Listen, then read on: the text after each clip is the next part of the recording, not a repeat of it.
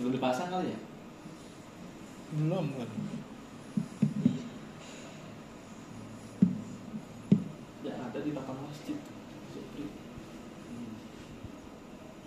Gimana sih kok ini enggak?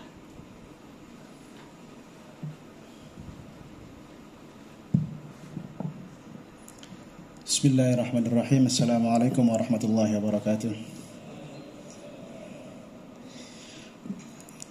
Alhamdulillahi rabbil alamin wassalatu wassalamu ala nabiyyina Muhammadin wa ala alihi wa ashabihi ajma'in.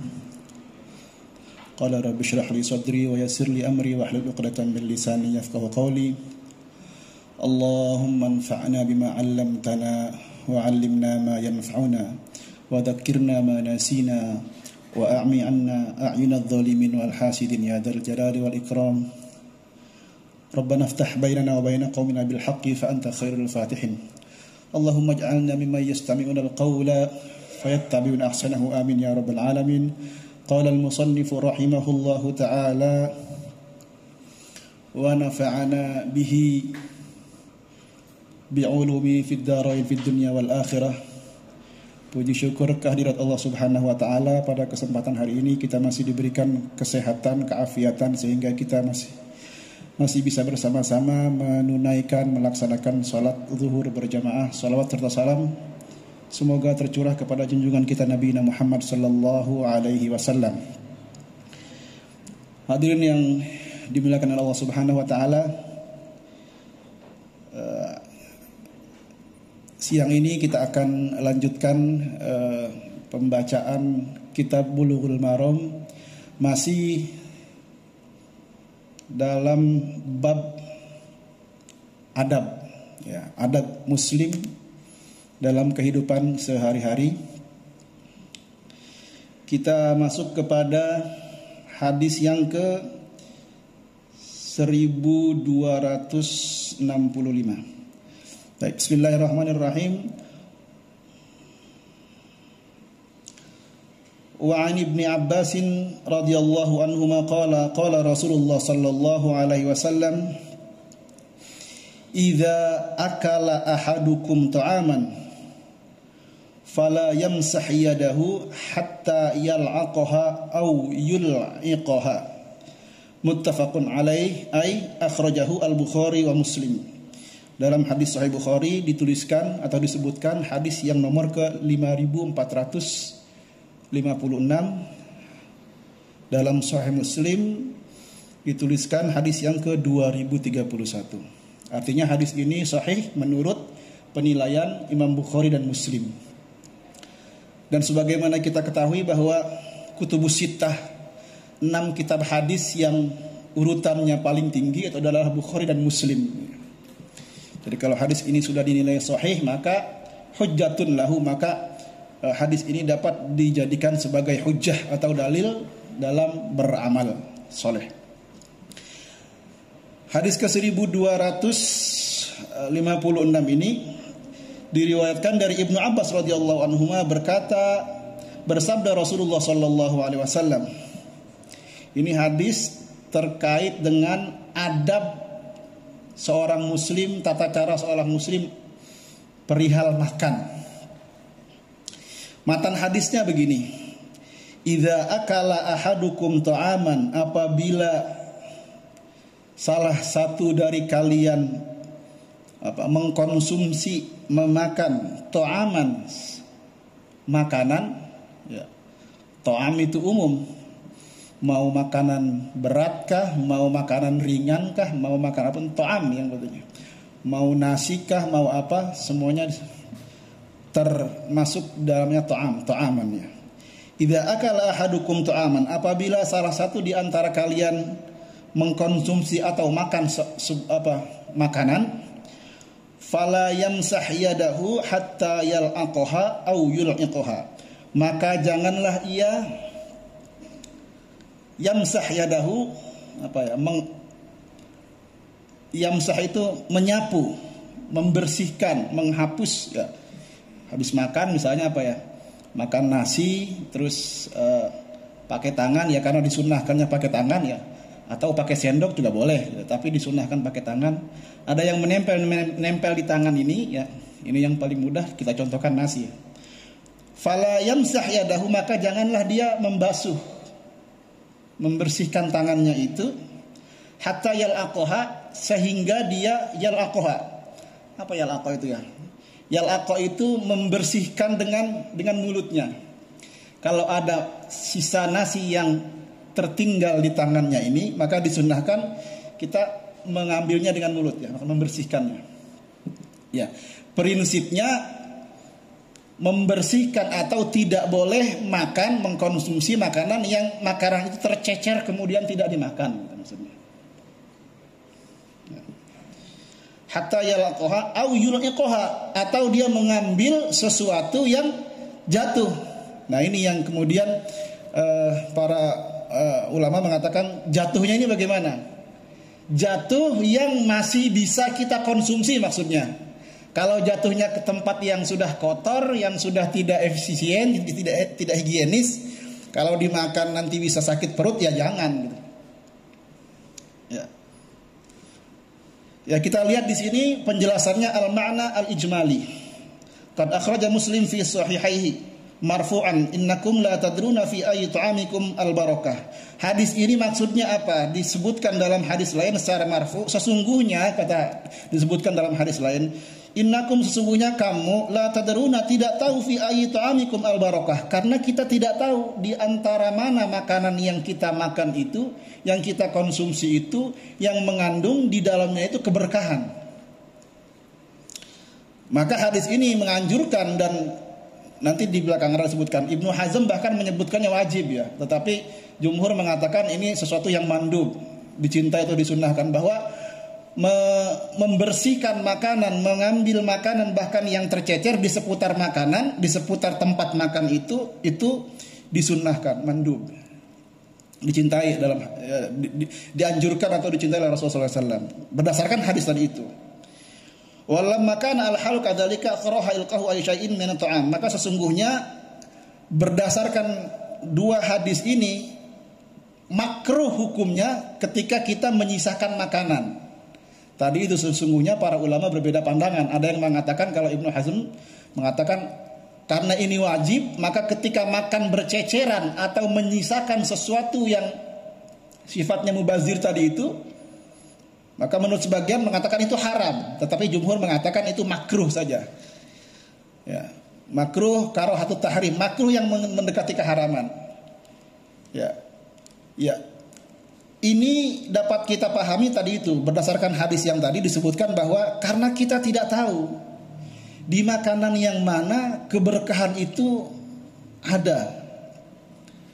Atau secara umum kita pahami bahwa kalau makanan itu tidak dihabiskan maka akan menimbulkan mubazir.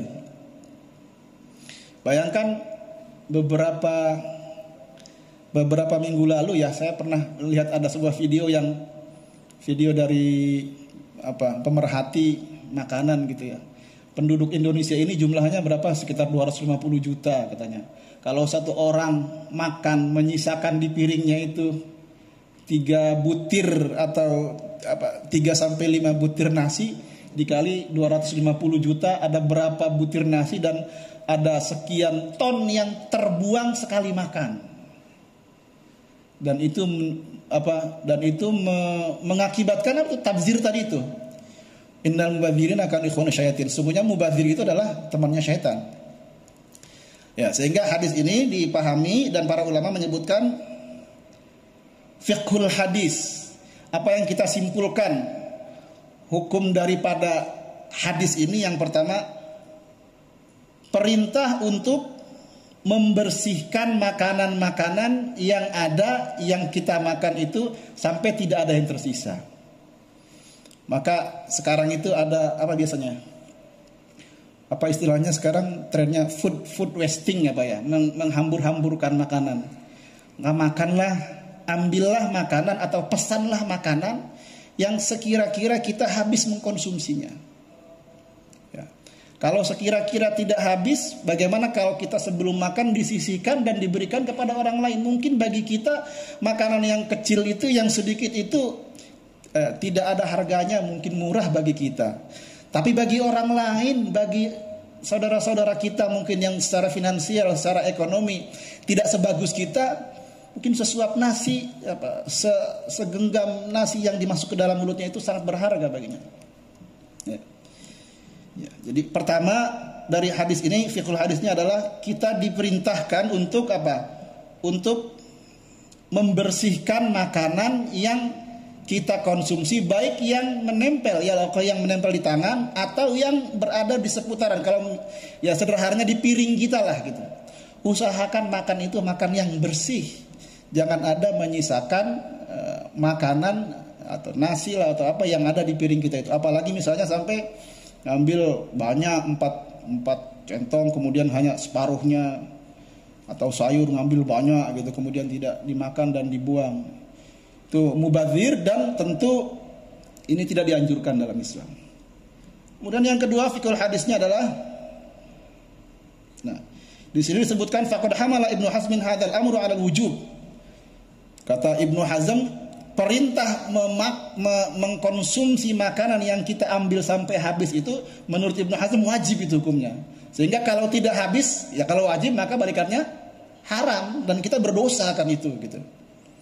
Jadi bukan hanya perspektifnya adalah adab saja, tapi ini sudah masuk ke dalam wajib dan haram menurut Imam Ibnu Hazm. Tetapi menurut jumhur ulama mengatakan bahwa ini sifatnya mandub.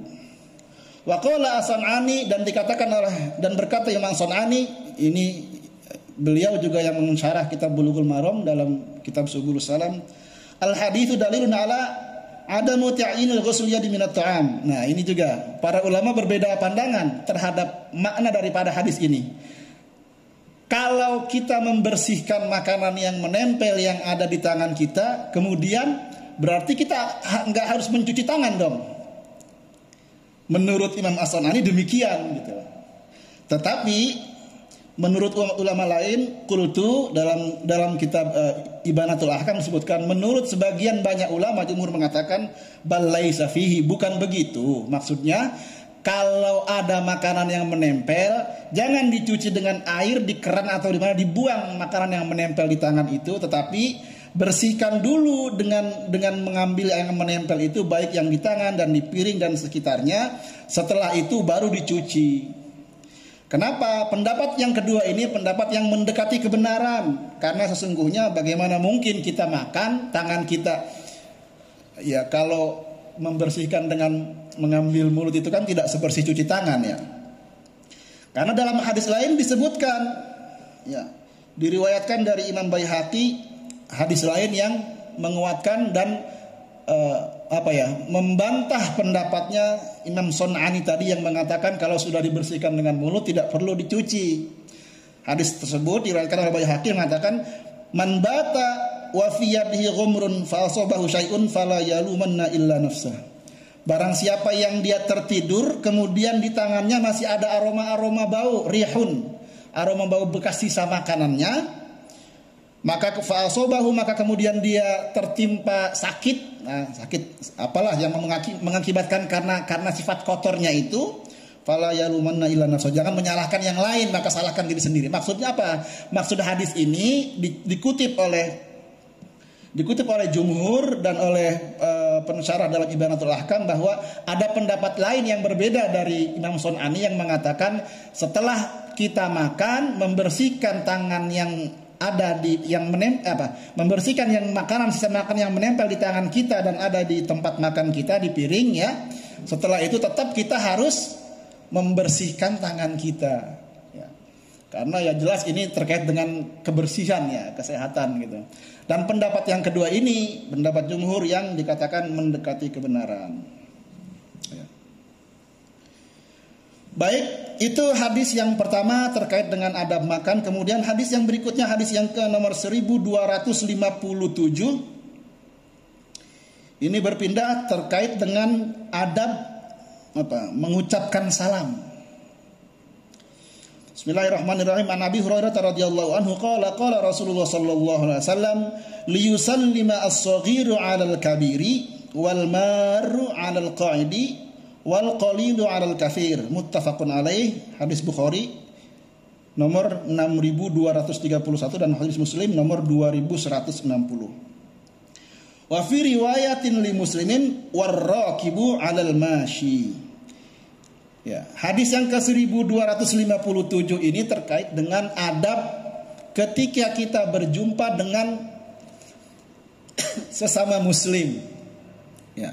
Di bab di hadis yang pertama di bab adab ini kalau tidak salah sudah kita bahas bersama-sama tentang hakul muslim alal muslim. Ini ada keterkaitannya ya. Salah satunya adalah hak muslim seorang muslim itu apabila kita bertemu maka kita mengucapkan salam. Tetapi siapa yang dianjurkan untuk terlebih dahulu mengucapkan salam? Kemudian hadis inilah yang menjelaskan kepada terhadap hadis yang pertama tadi itu, yang di atas itu ya. Dari Abi Hurairah radhiyallahu anhu qala berkata bersabda Rasulullah sallallahu alaihi wasallam, liyusallima as-saghir 'alal kabir. Ya. Dianjurkan, disunnahkan mengucap salam itu apabila seorang muslim bertemu seorang muslim. Ini kita konteksnya muslim dengan muslim dulu. Nanti di hadis berikutnya ada dijelaskan terkait dengan bagaimana ketika kita bertemu berpapasan dengan kawan yang berbeda keyakinan. Ada lagi nanti dijelaskan di hadis berikutnya. Mudah-mudahan bisa cukup waktu kita bahas hari ini. Ya. Bersabda Rasulullah SAW, liyusallima as-saghiru 'alal kabir. Disunnahkannya kalau bertemu itu yang mengucapkan salam terlebih dahulu adalah yang kecil as-saghir, ya. Yang kita maksudnya apa? Yang usianya lebih muda. 'Alal kabir terhadap yang lebih tua, ya. Jadi kalau bertemu berpapasan dengan sesama muslim maka disunnahkan kita mengucapkan salam. Ya, ini terkait dengan salam. Nanti bagaimana pertanyaan berikutnya muncul, kalau bukan salam gimana Pak? Gitu. Gimana Ustadz? Kalau selamat siang misalnya, atau selamat sore misalnya. Ya, nanti kita dibahas, di bawahnya kita bahas ya. Yang pertama dulu terkait dengan adab. Kalau bertemu seorang muslim dengan muslim lainnya, yang disunahkan mengucapkan salam terlebih dahulu adalah yang usianya lebih muda kepada yang lebih tua. Ini terkait dengan adab. Yang kedua apa? Wal maru 'alal qa'idi, dan orang yang berjalan 'alal qa'idi atas orang yang duduk. Misalnya kita berjalan lewat di pinggir jalan, atau misalnya kita lewat di depan rumah saudara kita, tetangga kita sedang duduk, ada tetangga kita ya. Maka disunahkan yang mengucapkan salam lebih dulu adalah orang yang berjalan, bukan orang yang duduk. Wal qalilu 'alal kafir, dan orang yang lebih sedikit terhadap orang yang lebih banyak.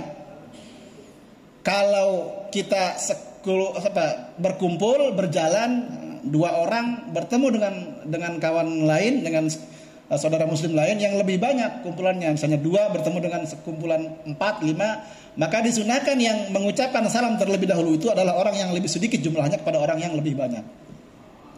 Dan cukup diwakili oleh 1 orang yang mengucapkan. Tidak perlu secara beramai-ramai. Kalau 2 ya cukup 1 orang diwakili. Menjawabnya fardu kifayah, harus dijawab dan cukup diwakili oleh 1 orang. Nanti keterangannya di bawah ada itu. Ya, pertama, kemudian adabnya itu yang kecil, yang muda kepada yang lebih tua, yang berjalan kepada yang duduk, dan yang lebih sedikit kepada yang lebih banyak. Ya.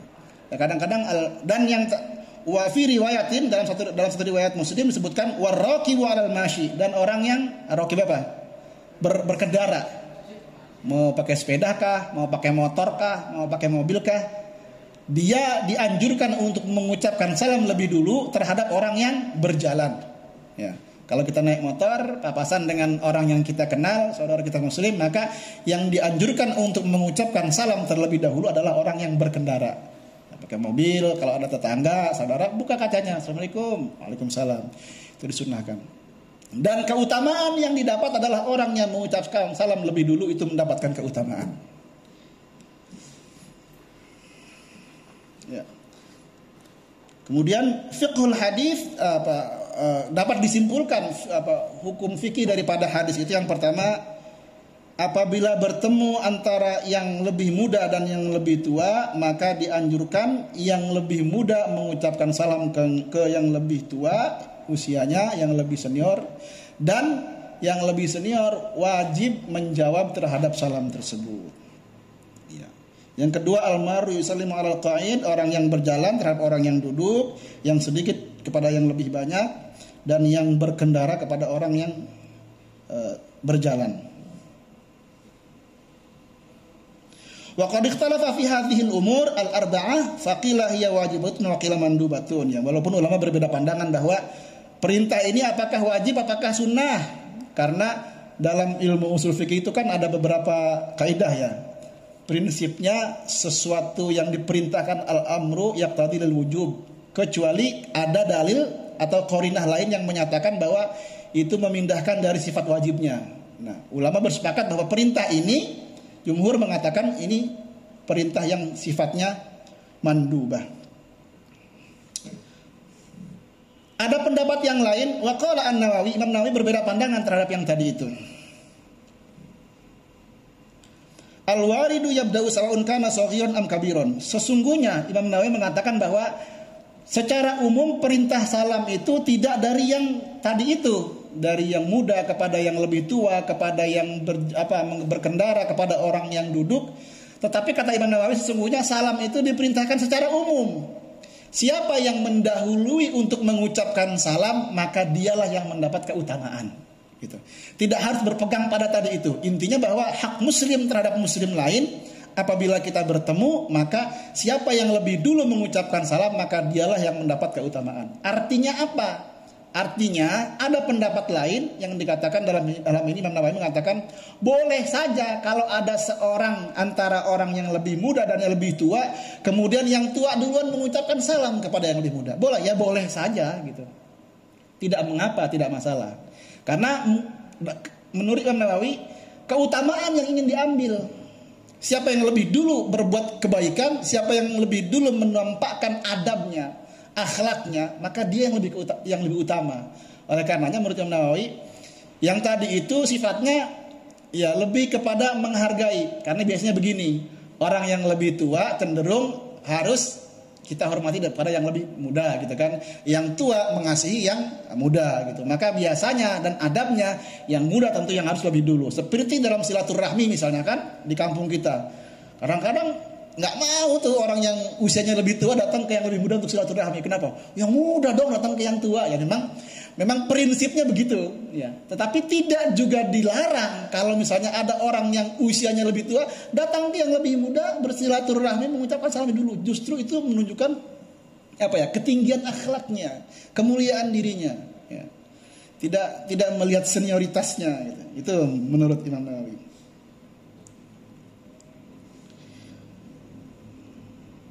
Ya, tentang ini juga kemudian dibahas oleh Imam Bukhari dalam kitabnya Al-Adab Al-Mufrad. Artinya bahwa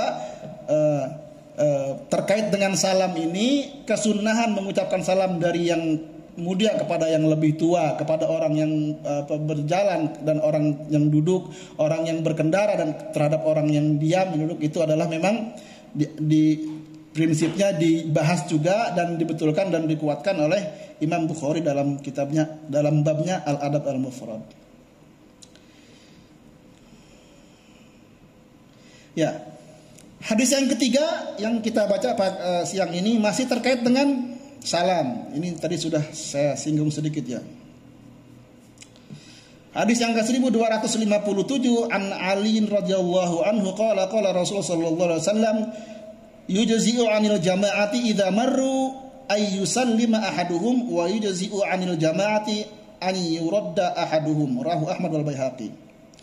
Dari Ali radhiyallahu anhu berkata, bersabda Rasulullah SAW, dicukupkan terhadap jamaah apabila dia berjalan ay yusallima ahaduhum, cukup satu orang saja yang mengucapkan salam. Maksudnya tadi itu, kalau ada satu kelompok atau orang berkerumun ya, berjalan bersama-sama, katakanlah misalnya satu mobil berpapasan dengan mobil yang lain, ya cukup dalam satu mobil itu yang mengucapkan salam aja, nggak usah rame-rame. Assalamualaikum, 10 orang semua salam dalam mobil, Assalamualaikum, ya nggak perlu, cukup hanya satu dari kelompok itu gitu ya. Itu terkait dengan hadis yang di atas. Nah, ini hadis yang keempat, hadis yang terkait dengan mengucapkan salam terhadap saudara kita yang berbeda keyakinan. Hadis yang 1259 wa anhu maksudnya sama dengan di atas ya. Wa anhu dari maksudnya sama dengan hadis yang sebelumnya, an Ali radhiyallahu anhu berarti. Qala Rasul sallallahu alaihi wasallam, la tabda'u al-yahuda wan nasara bis salam. Wa idza laqitumuhum fi tariqin fatarruhum ila adyaqihi. Akhrajahu Muslim. Hadis yang ke-1259, Rasul bersabda, janganlah kaum memulai untuk mengucapkan salam terhadap orang Yahudi dan Nasrani. Wa idza laqitumuhum fi tariqin fatarruhum ila adyaqi. Maka apabila kamu berpapasan dengannya di jalan, maka carilah jalan yang menyimpangi atau yang tidak bertemu dengannya. Ulama mengatakan hadis ini wurudnya ketika dalam babul jihad, dalam keadaan perang. Tetapi dalam keadaan di satu tempat darul ahad atau negara yang satu negara atau satu wilayah yang di situ hidup rukun berdampingan antara satu agama dengan yang lainnya, maka tidak mengapa mengucapkan tahiyah atau salam. Tidak mengapa ya. Ini salah satu pendapat yang disandarkan kepada Ibnu Abbas. Ibnu Abbas mengatakan boleh, tetapi jumhur mengatakan kalau bisa dihindari. Kenapa demikian? Karena dalam satu riwayat, kalau tidak salah dalam firman Allah surat Wa idza huyyitum bi tahiyyatin fahayyu bi ahsana minha aw rudduha. Apabila kamu diucapkan kepadamu tahiyah, sebuah salam, maka balaslah salam itu dengan salam yang lebih baik atau yang sama persis. Maksudnya begini. Kalau ada orang mengucapkan assalamualaikum, bagusnya kita jawab dengan yang lebih assalamualaikum warahmatullahi wabarakatuh. Tetapi cukup dengan kalau orang mengucapkan assalamualaikum, waalaikumsalam. Nah, tafsir dari ayat itu kalau tidak salah saya ingat beberapa tafsir di Ibnu Katsir bahwa diriwayatkan bahwa Rasulullah pernah diucapkan tahiyah dari orang Yahudi. Tetapi tahiyahnya itu meledek Rasulullah. Kalimatnya bukan assalamualaikum tapi assalamualaikum, nggak ada lamnya. Kalau assalamualaikum itu artinya bukan keselamatan tetapi al-mautu, kehancuran bagimu.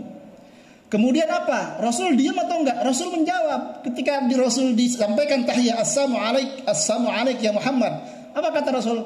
Apa kata Nabi? Waalaikumsalam, dan kehancuran juga bagimu. Nah, dari hadis ini disimpulkan bahwa kalau ada saudara kita yang berbeda keyakinan mengucapkan salam, mengucapkan sebuah penghormatan kepada kita, adabnya itu kita menjawab, tetapi jawabannya sesuai dengan salam yang disampaikan.